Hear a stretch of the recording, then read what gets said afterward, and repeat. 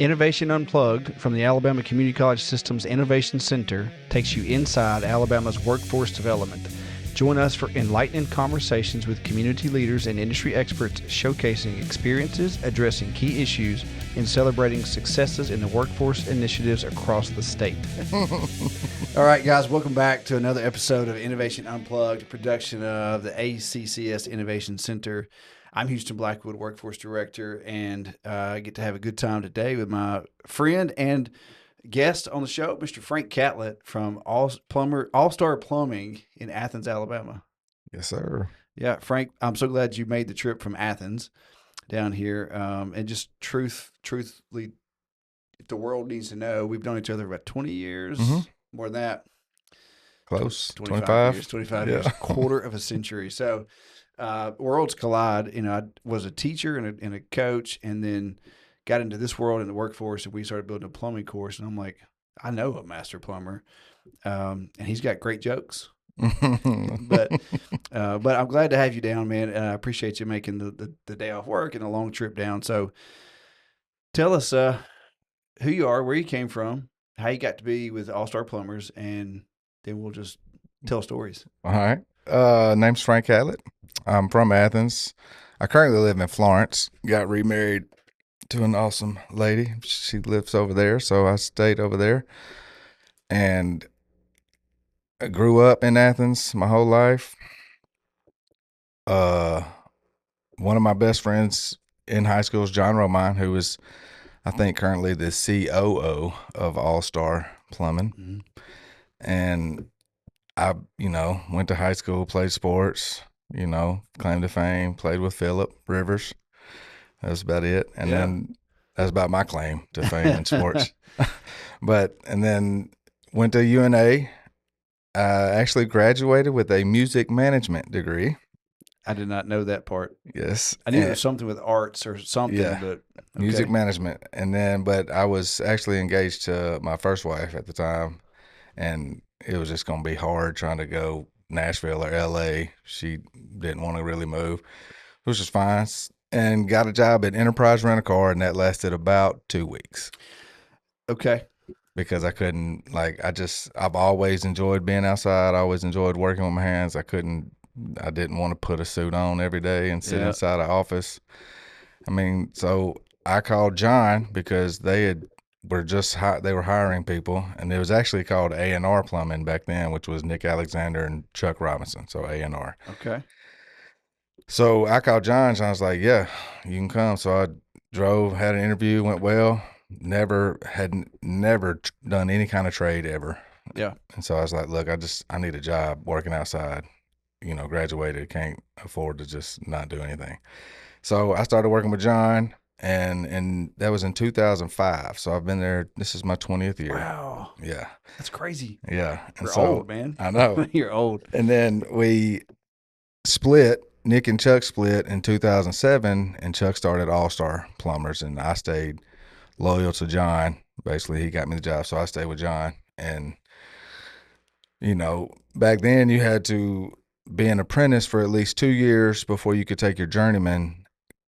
And then once you took your journeyman, you had to be a journeyman for at least a year before you could take your master's. Well, I think in 2007, I'd been there 2 years, but in 2007, in 2006, they did a class at Calhoun where you could, an old plumbing inspector taught the code class. And if you took that class, you could knock a year off of your 2-year wait period to take your journeyman.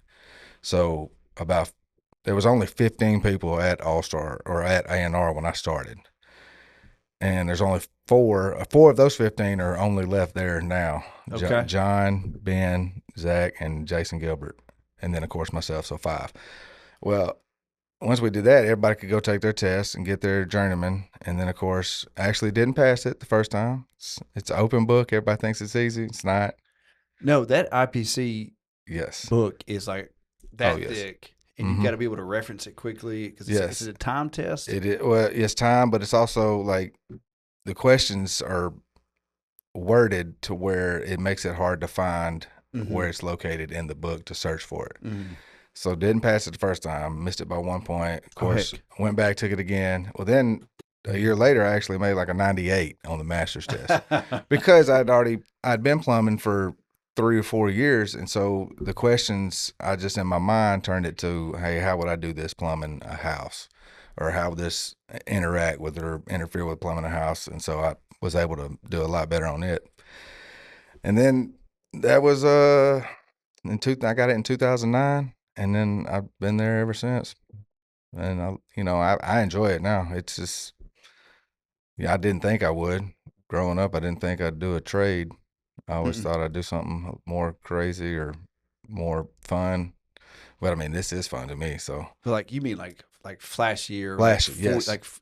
so you graduated in 01 high school? 2000. 2000. So you're a year behind me. So we were in that generation, and we just had 2 shows earlier where the conversation was forever. In our generation, it was go to college, get a business marketing degree, whatever, get some degree, and that's what you got to do. And probably in Athens city schools, they didn't have the trade programs like they do now. No, they did No not. way. No way. The Limestone Tech Center may have existed, but it was for something different. So Yeah, I actually went to tech school in did high you? school, but it was like the only things that they really taught were drafting, like things like that for architectural, more mechanical, like work on car. There was no trade HVAC, back then. Now I guarantee you there is. Well, you're exactly right. And I was going to ask you, have you been back over to that facility? I have not. My gosh, you would not recognize it. Because like 2010, 14, 15, somewhere in there, the resurgence of the trades came back. And so everybody's like, oh, now it's sexy to be a plumber, carpenter, electrician, or go be a machinist. But we just weren't told that. So it's crazy. So you go to UNA for music management. And is that what you want to do the whole time? No, I wanted to. I was going to do business management, but some of those classes a little too tough for me. Was it Rayburn Wing? Rayburn Wing, Keller yeah. Hall? Yeah. Oh gosh. I was always good at the hard classes, the quantitative methods. I could do those, the math stuff. It was the economics, those. Yeah. I wasn't good at that stuff. Well, that's why I was a biology teacher, really PE teacher. So, because I had biology and chemistry, and I got to organic, and the guy was like, "I don't think chemistry is in your future." I said, "I don't think so either, bud." Yeah, and I always loved music, and I took a bunch of like classes that one summer, and it was like music, songwriting, things, studio stuff. I enjoyed that, but I wanted to basically be a tour manager. I wanted to be the guy that was in charge of everything for somebody on a tour. Yeah, you'd be good at that. Oh, yeah, hype man. Yeah, hype man. There hype you man. Go. So it's funny how that works out though. So did all that, and we're not going to tell all those stories. No, we will not. From college. that was back before smartphones and before Facebook even. Yes, thank goodness. Thank so goodness. Anyway. We digress. So you got out. So you called John Romine, and he's like, yeah, come on. And you had never been around a trade, had never been a plumber. Maybe had seen some PVC pipe somewhere. So what was that like? And that's one of the things, like our course takes kids from ostensibly having no knowledge, like black pipe versus PVC versus iron pipe. They're not going to know. Yes. No idea. Couldn't pick it out on the shelf. And so we take them from that to being able to cut, measure, join, different types of pipe, including like cutting the black iron or whatever, installing the sink. And so we take them pretty far so that when they come to you as a master plumber, like, okay, this guy's not a goofball, he knows some stuff. But what was it like for you without going through any kind of course? It's like, here's Frank, and he's working today. Yeah, it was. Walk us through that it was a learning process. I mean, I didn't know any fittings, and that's basically. Back then, we had so few people because we had, like I said, we started with about 12 to 15, and now we have 140. Oh, gosh. And we have 10. We're moving to Auburn. We're starting a company in Auburn, and they've already got 10 people that's moving there. Okay. One of Chuck's sons is going to run down there and run that one. So, wow. And yeah, but is the good side and the bad side to that. So with a whole bunch of people kind of get stuck learning just certain parts of plumbing, and they get good at it. Like we have 3 phases. You have a slab, which is where all the pipes get put in the ground before they pour concrete. Yeah.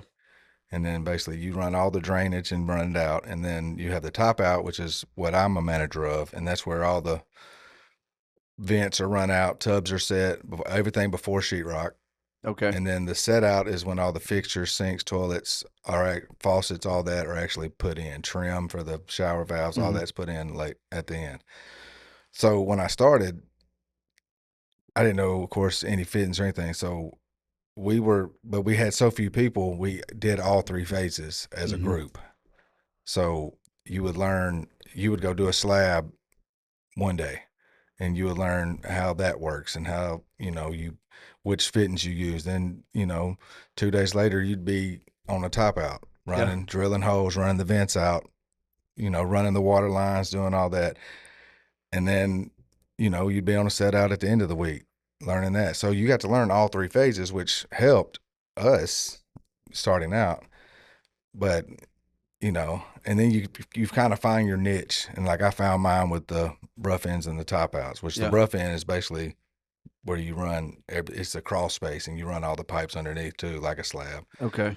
But so it was a learning process, but like I said, I had great teachers, Chuck and John. They, because John was just like I am. John had never done any plumbing. Okay. Never. He actually went to college for a year or two and was going to join the Air Force. And Chuck called him and said, "Hey, do you want to come work with us?" And it was just Chuck, Nick, and John starting out. That was just 3 of them. I didn't know that. They worked out of one van. They would leave a backhoe over the mountain in Hampton Cove and just drive to it and drive it down the road to go do slabs. And he, and I saw how John had progressed. So I basically had just really good teachers that were patient. Yeah. Taught you, the right way to do things. And it just went from there. So those guys were master plumbers. Mm-hmm. John got his, I think, 2 years before I got mine. So he was a journeyman when I started, and then got his master's right after I started. Yeah. But Chuck and them, yes, they were.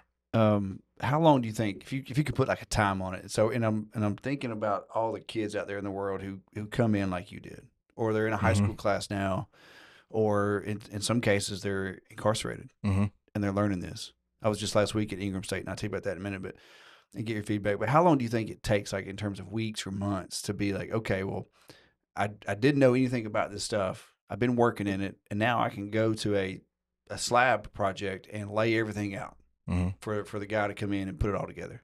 How long did it take you to learn that kind of stuff? Probably about a year. Really? A year and a half. I mean, just because the slab part, you have to learn measurements, pull walls, lay strings. It's not, I mean, it's math. It's just using a calculator, but you have to, make sure you're pulling right walls, putting walls on right sides of strings, or whenever you get to the top out, everything's going to be out and you're going to bust concrete all day. But it took about a year to learn how to do all that. But like I said, I was doing all 3 phases. So nowadays it's quicker now for people coming straight in, because if you go just straight to slabs and you want to learn and you want to, pay attention, and like you can, with the guys we got that are running things, you can learn in 6 months. Yeah. Half that. So I was at Ingram State last week, and to that point, like they have, because that's a prison, incarcerated students, and the ones who are on their way out to reintroduction to society, they take different courses. And I walked by welding, plumbing, auto body, HVAC, and there's something else. I couldn't really tell what it was. But they have a pit out there. It's like probably 4 cinder blocks tall, and it's full of sand or pea gravel or something. And that's where they learn the slab part.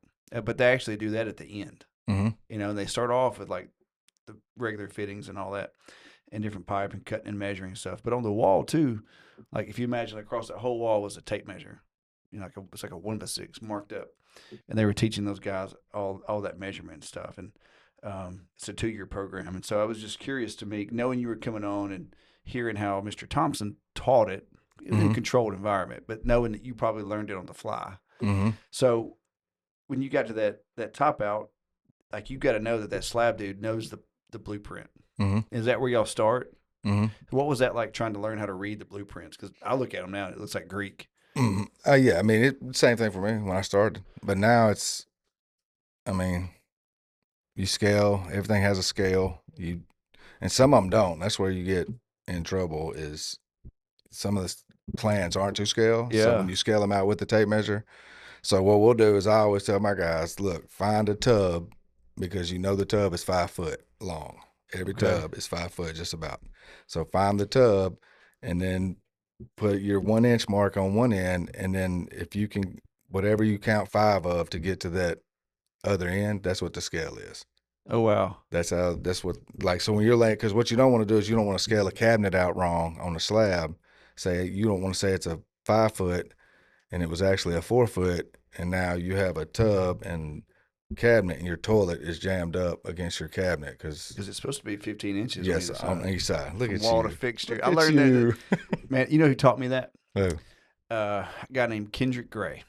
He was 50 years old, had been in prison for 32 years. yeah, And lovely dude. Like I'm trying to get him on the show. Like I got to go there. yeah, But he was like, let me show you how this works. So gentle. He's about 8 foot tall, yeah. massive dude. He was like, here's why you got to do it. He said, because you big guys like me, you got to have elbow room. That's right. And I'm like, okay. And then he showed me like his little cheat sheet for how things lay out. But he Yes. said, he pulled out this big blueprint. He said, you got to start with a tub. Everybody knows where a tub is. Mm-hmm. He said, and that's the base. And he didn't talk about marking that out. That's really neat. And see, another thing is a lot of times you can't move a tub, but you can shrink a cabinet. So Yeah. if you have a tub, if you have a toilet and you have a tub, if as long as you make sure that that toilet is 15 inches off that tub, because that tub can't move back Yeah. once it's in there. Yeah. But they can always shave a couple inches off a cabinet to make it work. Now, is that like a territorial thing from when you guys come in and you make it fit? Because the cabinet guy comes last Mhm. or towards the end. So he's been reading these blueprints and he comes in with a 48-inch cabinet and now it's got to be 46. Oh yeah, well What's that like? we'll tell our guys, like we'll tell the supers, Okay. the builders, say, hey, because a lot of times it'll say a 48, but sometimes you have like steel based tubs are 30, but the big one piece max tubs are 32 inches. Okay. So that's 2 inches. Yeah. Showers are 36 inches Like deep? deep. Yes. Yeah, So okay. if you don't, let's say on the slab, it was drawn as a tub, but Mhm. between the part of it getting to a top out, the homeowners wanted to change that to a shower. Yeah. Then now you've added, 4 to 6 inches width between your, and then so you're gonna say, hey, you're gonna have to you're gonna have to slide. We might have to move our toilet too, but you definitely gonna have to shrink the cabinet size because it's not gonna fit. But on a slab, man, that's a big deal. Hmm. Yeah, Like at and that that point, happens all the time. really. Now, who's that cost on? Them. The homeowner? Yeah. Or Well, the builder? the builder. Yeah. I mean, if they changed it after the fact, Yeah. we'll have to, because we have to change the drain to a center drain, things like that on this Mhm. top out bus concrete, move it. Oh gosh. Yeah, it's not fun, but I mean, it's part of it. Yeah. People, you just gotta. I've learned a long time ago, if you'll just treat it like it's your house, Uh-huh. you're gonna want everything done right on your house. The owner's eyes. Yeah, like if you, that's why I tell my guys, like, hey, think of this as your house. Like you want. Even I know people say, hey, it's gonna look good behind sheetrock, but I don't I don't want a vent leaning way Yeah. to the side. Like I just don't. It doesn't look good. Yeah. And people come in there before it's sheetrock. I don't want it to look bad on us. So take pride in it, quality, and then it goes from there. But treat it like it's your house. Do you get to at the point you talking to your guys like and your supervisor or manager over that top out group when you bring these new guys in that don't know anything or maybe they come from another company and they know something, what's your approach on coaching them and developing them? Patient. Just try to have patience because they're gonna make mistakes. But I tell every time I train somebody new or I have guys that, because the other 4 managers that we have in our top out division, because we've gotten so big. I ran all the top outs for about 8 years, and then we just got so big that I couldn't keep up with 6, 7 crews by myself. So wow. we started bringing other managers in, and I had trained all of them. And so I tell all the new guys, hey, you're gonna make mistakes. There's nothing that you can mess up that I can't fix. or that I can't show you how to Yeah. fix. I love that. Now, I'm going to ask you a personal question. Do you take that same philosophy with your boys? No. No. Well, Oh no. me When it neither. comes to when it comes to now, when it comes to sports, I got one that's still playing. He plays baseball, travel ball. My stepson's golf, football. My oldest, he got into theater, and I'm talking about, growing up, I wasn't into that stuff, but I'm talking about, I went to his show last time, I had like a tear in my eye. I was Yeah. like so proud because he did so well, and I'm Yeah. just, when you have kids, you get, especially nowadays, you get worried if they're gonna have friends and make friends, and to see him happy and find his niche in something that Mhm. he enjoys doing. It's just, but yeah, I probably should use that approach, Yeah. but I mean, sometimes they break stuff I can't fix. Well, that's what kids are for. Yeah. So you coaching these guys up, your employees coming up in there. How many do you have like a specific, I know there's like apprentice, journeyman, master in the plumber scale, but do you have marks in between like the all-star way? Oh yeah, but definitely Chuck and John, they came up with a scale. Like, I'm considered a TL1, which is team leader one. Okay. The TL2s are the crew leaders. So we have 4 colors: blue, black, white, and red. Mm-hmm. And each color has a manager, and each color has 2 crews, 8 people under them. Okay. So what is that? I'm not still see That's trying to math. get me in That's math. 16 people. Yeah. Well, each crew, yeah, Each crew has 8. yeah, each crew has 8, and there's 4 of them, so that's 32. 32. 32 people. Let me take my shoes off. I know. I was like counting on my fingers, but so you have that many people, you know. You have TL2s, which are the crew leaders of those trucks, and then TL3s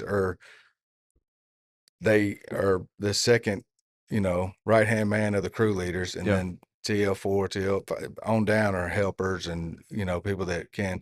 But it gives it. Checking them has done such a good job of making it to where you have an opportunity to move up. Yeah. Because you see so many times we'll have people that come to work for us that have been plumbing for 5, 6 years, and they never got an apprentice card. Why Like, and not? that because their boss didn't get them one, like didn't make them get one, Oh, which makes 0 sense because, I mean, if you want to, I mean, I guess they're just getting help, from their standpoint, yeah. they're getting help. But Chuck's like, no, we're going to get you apprentice as soon as after you've been there for so many days, you get an apprentice card. How many days? Like a week? 30 days? I'm not sure. I think it's 30. We have a probationary period where Sure. when you've been there, I think so many days, you start getting insurance, and that's probably when he gets you, because you need that to make sure that's what people want to do, because it's not for everybody. Well, I'm glad you said that. And that's one of the reasons why we offer these courses. Plumbing helper. I don't think we don't call it helper. Plumbing assistant, Mm-hmm. carpentry assistant, electrical assistant. And we run these in high schools. So these kids that have never seen, they can't tell you a screwdriver, Phillips head from a flathead. Mm-hmm. They've just never been exposed to it. Mm-hmm. So they take these courses, and now they're like, okay, well, I like this pipe, or I like this saws and lumber, or I like whatever, or I don't like this. Yes. Let me go to healthcare. Let me go to cyber. Let me go to machinery. Let me go to truck driving. So they see these things, and then they get to that job, and they know like it's going to be outside. It's going to be a lot of bending, Yes. crawling, climbing, whatever. It's going to be hot. It's going to be cold. Cool. I mean, yeah, exactly. So when they get to you, they know a little bit about the stuff, and then they also know they like that career. Yes. So that's big, and that also happens inside the plumbing company.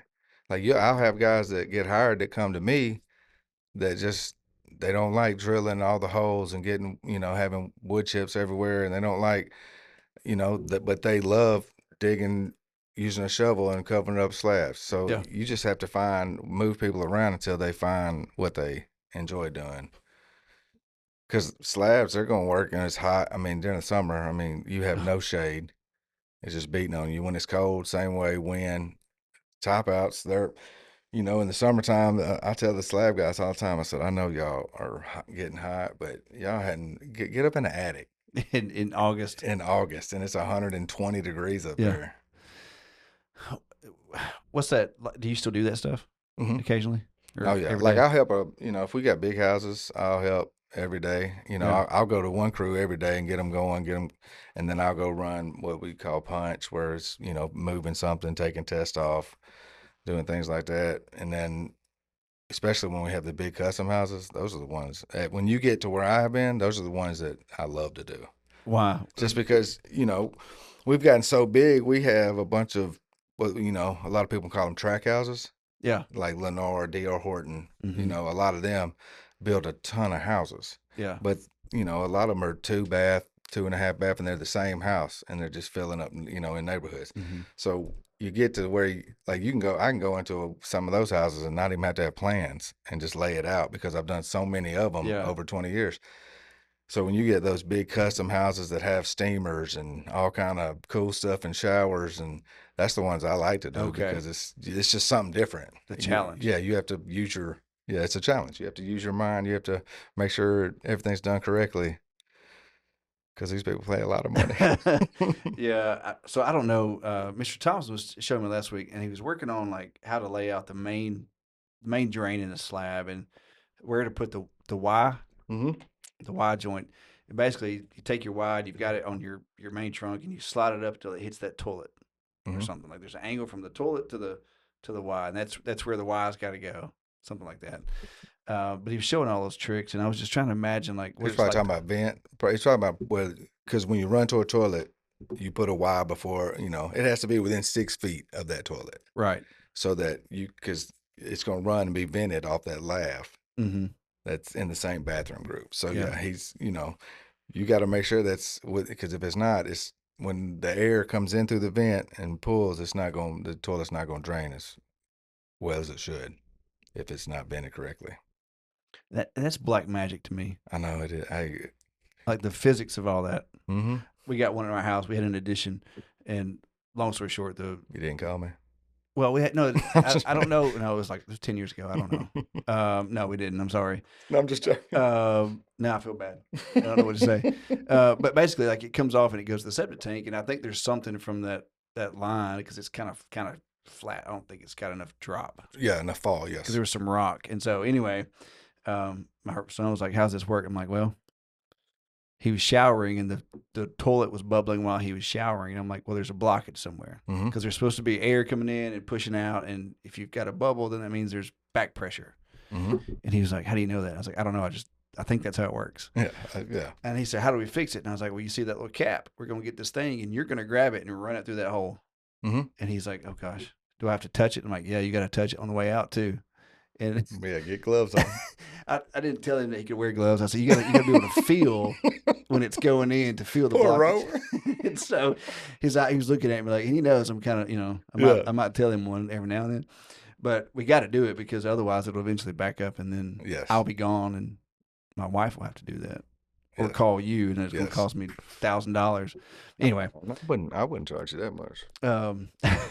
So hopefully I can fix it now. But all that stuff, like it just blows my mind. And we try to teach these kids and really like with some online learning and then 2 to I think probably 3 days for this course Mm-hmm. to learn different types of material, how to cut it, how to measure it, how to cut it, how to join it, how to set sinks and do all that stuff. Lavatories, not sinks, excuse me. Mr. Thompson got on to me about that. Yeah. That's a plumbing thing. I know. I said, well, look at that sink. Why is it? And he said, that's not a sink. I was like, what is it? It's a lavatory. He said, it's a lavatory. I was like, Yes. okay, man, my bad. They have mop sinks. They call them mop sinks. Mm-hmm. Those are like the ones in the garages. That's what he did. He turned around. He said, that's a lavatory. That's a sink. Yes. And I'm like, okay, whatever, man. Same thing. One's chrome and one's plastic. Cool. But it's cool. So you take those guys, and now you mentioned earlier, and I'm all over the place, but you got these guys that might be slab guys, top out guys, or set out guys, and you're finding their way around. What if they're like, I don't like any of that, but they're a good employee? What do you do? Mm. They work hard, but they don't have their spot. They're just, I really don't know. They can move around. Like we're trying to do where we cross train now. Like if we have a slow day on top outs, or if it's raining a whole bunch and there's a bunch of slabs, these guys want to work because they need to feed their families. Mm-hmm. So they can come with us, like, and work with us, and we'll show them. But I mean, if they find where they don't, I mean, they might. I don't know. I mean, being a good employee helps. Yeah. If they just don't like it. Yeah, I mean, I would probably, I mean, I would tell them to find something they did like to do. Mm-hmm. Just because, I mean, you don't want to work somewhere that you hate coming to work every day or hate No, what you do. I mean, it makes it no fun. no. And a lot of these young guys, because we have a bunch of young guys that come straight from high school, and I was different when I started because this is what I was going to do to provide for my family. So it like, It mattered. yes, it mattered 100%. And a lot of, some of these guys are just paying bills. Yeah. And trying to get them to understand, hey, you can make this a career. Mm-hmm. Because one of the hardest things about being a master plumber is you always have people asking you, why don't you do it yourself? Like, hey, why don't you go start your own company? And I was talking to Chuck last week, and they were in Vegas for a Bream water heater convention thing. And Sounds awful. I know, I bet. And he was telling me that that one of the guys was telling them that the average amount that a owner of a plumbing company makes, if he's by himself, is $68,000 to $70,000 a year. Profit, yes. And Chuck has, including myself, not boasting, but he has probably 30 guys that make over six figures a year that all have master's cards. But we've all bought into a team thing to where we could all go out and make $70,000 a year and do it ourselves and probably not work as hard as we do now. But I can make 40, 50 extra $1,000 a year just being in a team. And so trying to get people to understand, hey, you can make this a career and you don't have to try to do it yourself. Because when you do it yourself, you're on call yourself.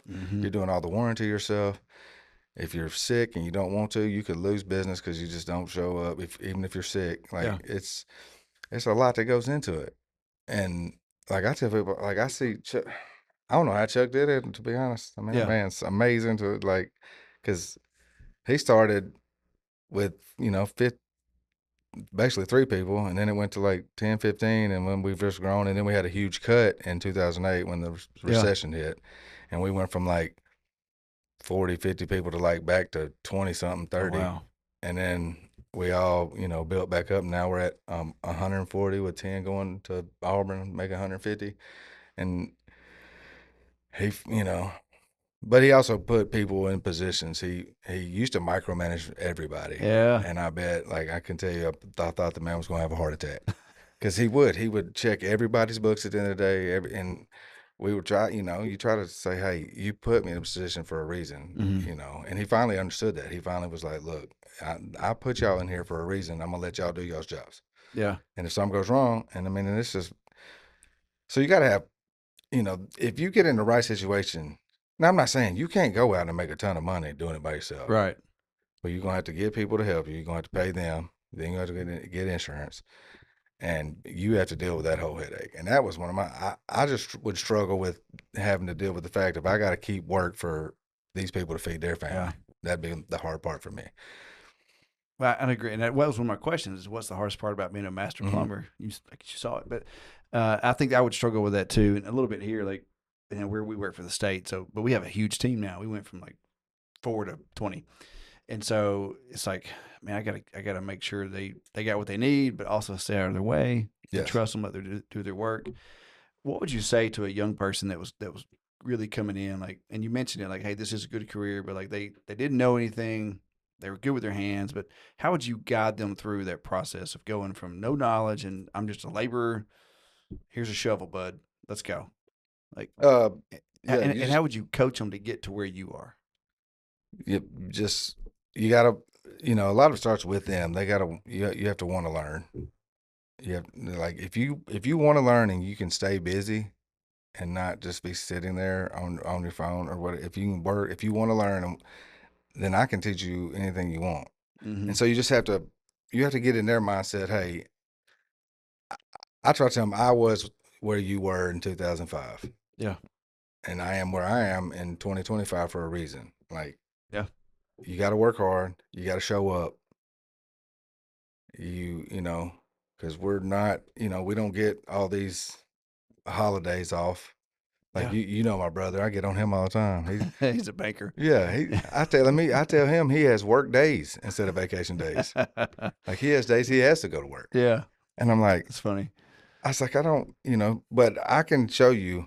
I mean, but you also have to be patient. Yeah. And I'll tell them I'm gonna be patient with you. You're gonna make mistakes, and then show them how to do it right if they do mess something up, and then you just have to watch it, just kind of stay with them. Like that's what Chuck and I've talked about. We kind of just have new guys that start. They just shadow.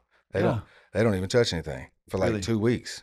Like they'll Hmm. just follow you around, and I'll go with them and put them with like a TL2 that's running the crew, and I'm like, hey, you shadow him, and then you help them learn the fitting. So if you say, hey, can you go get me this fitting? You go over and show them what the fitting is. Yeah.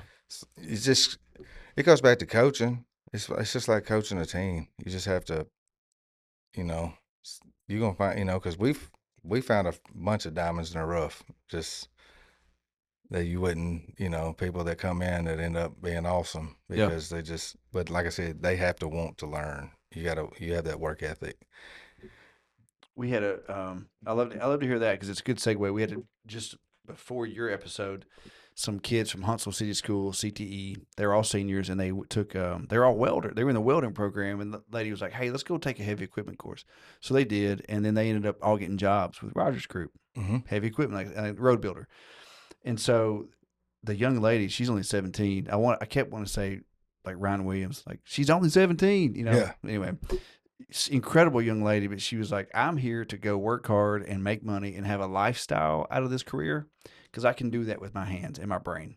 Absolutely, And 100%. and she was like, and she's 17. It's got a job making $25 an hour Mm-hmm. at 17 years old. Yes, and that's what. And see that you can ask John and I. Like when I started, I was making $9 Yeah. in 2005, Uh-huh. $9 an hour, and now people, because cost of living's gone up, plus we've grown as a company, you can come in making 16, 25, 17, like starting out Starting out making 16 something dollars an hour. with no card or Nothing, no experience. nothing. Okay. I mean, So, and that's for somebody that's 18, 19 years old. ton of money. Yes, and that's what I try to tell people. Like these young guys, they'll be like, "Hey, I'm like, hey, you can make as much money as you want to make in this business." Yeah. So if you're 18 living at home and you're making $16 an hour, that's 32,000 a year roughly Yes. before taxes. And then do y'all have like a skill? Because I'm thinking about who's going to listen to this, and like, so I'm thinking a young person that hears this, like, think, okay, I can do that. What's that progression like? And maybe not for your company. I don't want to divulge y'all's details, but like in general with your competitors, what's that time that it takes to get from 16 to 20 to 25 or? I mean, not not long because like the TL scale I was saying Yeah. about TL1s, it goes all the way to TL7, which is people that just start out. Yeah. So you work hard, you do what you're supposed to do, you learn, you pick up on it, you do good work in a timely fashion. I can, as a manager, go ask for a review, Yeah. fill it out, turn it in to John, and then he look over it, review, and you move up to a TL6. Okay. But then once you start getting to where you've been there 2 or 3 years and you get cards, that's Yeah. where you can move up, is Yeah. if you have a card. Because a few years ago, we had a bunch of cards, but we had a bunch of people that didn't have cards, Mm-hmm. and OSHA was running around, or the state was running around and like checking. Yeah. And you don't want to get caught because they'll shut you down. Like Yeah. if you don't, and I think, I'm not positive. I know a master can have up to 4 apprentices as Okay. long as he has a master, and a journeyman can have up to 2 or 3 on a job. So you need a card on every job. Right. And so we made a huge deal. Like Okay. and like Chuck's awesome. Chuck pays for everybody's test. Really? Every single time. Holy What cow. how many times if it does how many times you fail it, he'll keep paying. Okay. Every time you take the test, he'll pay for it. And that and I think that was a deterrent for people that didn't pass, was they didn't want to, they thought they were going to have to pay for the test again. Yeah. So Chuck was like, no, I'll pay for it. Y'all just keep taking it so that we can get cards. And now we have 30 people that have master's cards and a bunch of others that have more than half the company. I have one crew that has 3 journeymen on it. Oh, wow. Just in my division, I have 3 crews, or 3 journeymen on one crew. Now, and they're all like the same plumber, Mm-hmm. journeyman plumber, so it's the same certification. Mm-hmm. But I'm sure they all think they're better than the other one at their job, I mean, which is good. Yeah, everybody does. That's good. I'm still the best. Of course, Got to tell them Frank Catlett. every day. So tell me something. This is the shift gear. This is all serious stuff. Funniest thing ever happened on a plumbing site. Now, do y'all also do like service calls? Mm-hmm. Okay. We have a service department now, Yeah. but we used to have to. We were on call, and Yeah. if not, Funniest thing that ever happened well, okay, that you can tell on yeah. I on mean, TV. so I got on. We had a call one night. We go out there. Woman's sewers blocked up. Uh-oh. So, we undo the thing. We run the camera, find where it had been broke down. I tell her, hey, don't use the restroom because we're going to have, we got to fix this. So, of course, we cut the pipe in half to fix it together. And you hear it. You hear the, Here it coming. and I mean, it's just, and It's just and coming then out the you got a pipe. guy that's down there in the hole. And so you're like, oh, no. And so, like, I'm like, hey, get out. Hey. And Oh, no. he barely made it. He made it, but he barely made it. And I was like, So and did you then, go inside and like, hey, yeah, I said, hey, appreciate it. She was like, I'm so sorry. she forgot? She Or just forgot. She's like, I got to go? Yeah, she just forgot. It was like, had to go. So did she leave y'all a good review, like good Yeah. marks on this? Yeah, I hope so. I hope she did. Gosh. Frank, what's the most memorable moment of being a plumber?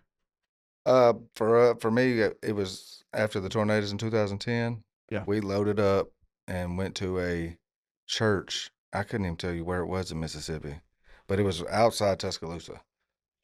We drove all night, and they had rebuilt it, and we plumbed it for free. Oh, wow. We just replumbed the whole church for them, and it was like we got there like I think we left after work one Friday and got there at like 1 in the morning. Yeah. And like they were all the minister, preacher, all of them were still up, and like they had cots out. They cooked breakfast for us. And it was just an awesome experience. And then we went and plumbed it, and then they made us lunch, and it was just that, because Chuck's big Christian, like believes in that God has a purpose and everything, and he's the reason that we're as successful as we are, which is true. And so having Chuck as a role model in that sense has helped me a lot in my life as well. Yeah. But just to see somebody that just lost everything, basically, because these people lived where their church was. Yeah. And to be able to go and do all that and to see the smiles on their face, man, that just meant the world to me. You put that church back together, which was likely their hub in that community. Definitely. That's where even people, the community come out to help, and with paint and everything else. And so they were there, and it was awesome. How was your journey? I got two questions left. How was your journey from no experience in the trades to now being a master plumber and being a manager of a whole division? What's that? How does that change your outlook for your own life or the future? I mean, it's provided me with a life that, I'm blessed to have. Yeah. Like I can, I don't live paycheck to paycheck. I can, I get to do something every day that's fulfilling. Plumbing a house, when you get done, it's just that fulfilling. Hey, I did something today. Now my body doesn't. It hurts a lot more now. Sure. For 20 years, but I mean, I just love to do it. It's just helped me learn work ethic. Yeah. And then trying to pass that on to my three boys. Mm-hmm. And hopefully that, and then even these young guys that work with me, like trying to get them to buy in. I'm like, hey, you can change your family's lives doing this if you just take it, if you just do it and want to do it. You can make as much money as you want to make.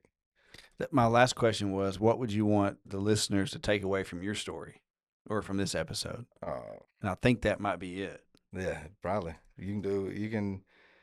I tell my wife was reading something the other day, and it was talking about, I was looking up stuff about plumbing for this podcast, and I was like the number one thing about doing a trade, is there's no student debt at all. No. Zero. Yeah.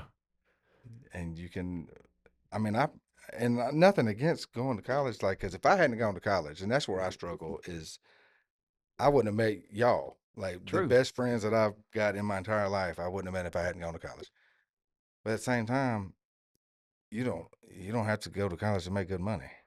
That's right. That's what all three of those kids were making between 23 and 25 an hour. One's going to be in maintenance for Rogers Group. One's going to be an operator. Something else he was going to do, like a leadership thing or environmental. And one was she's like, I'm just an operator. And I was like, girl, you're not just an operator. No. Like you're driving a bulldozer, Yes. and moving the earth and making $25 an hour at 18 years old. And so we did like the extrapolation of what that's like over a lifetime. They could be millionaires by the time they're 40. Yes. If they're smart with it. And so kids miss that stuff. And I think that's the story that we tell, but I don't think young people hear, nor do they really value like what is $100,000 a year in Alabama, or what's $1 million a year when you're 40 years old, Awesome. or 50 years old, like in the bank, like, oh my gosh. So I appreciate that story.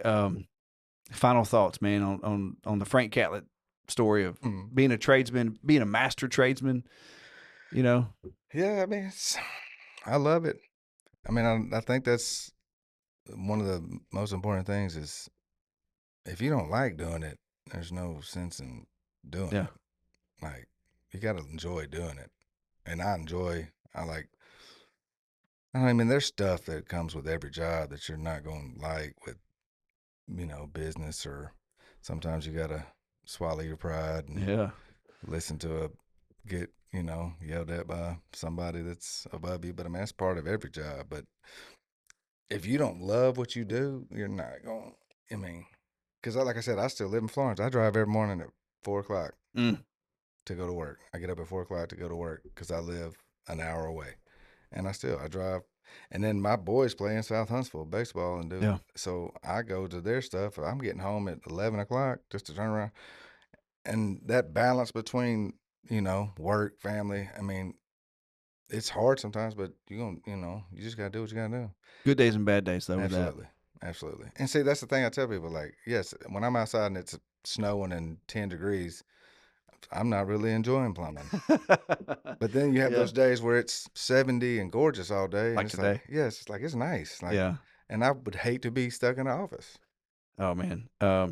Agreed. I work out of a Ford Escape most of the time, so I get it. But I think that's good for kids to hear, because a lot of those young men I see, young men and women wearing boots and jeans and, their flat brim hats and some logo, like, one day, like, they got an idea for work. Yes. They see it somewhere, or they were brought up with it. And so we got to tell them your story.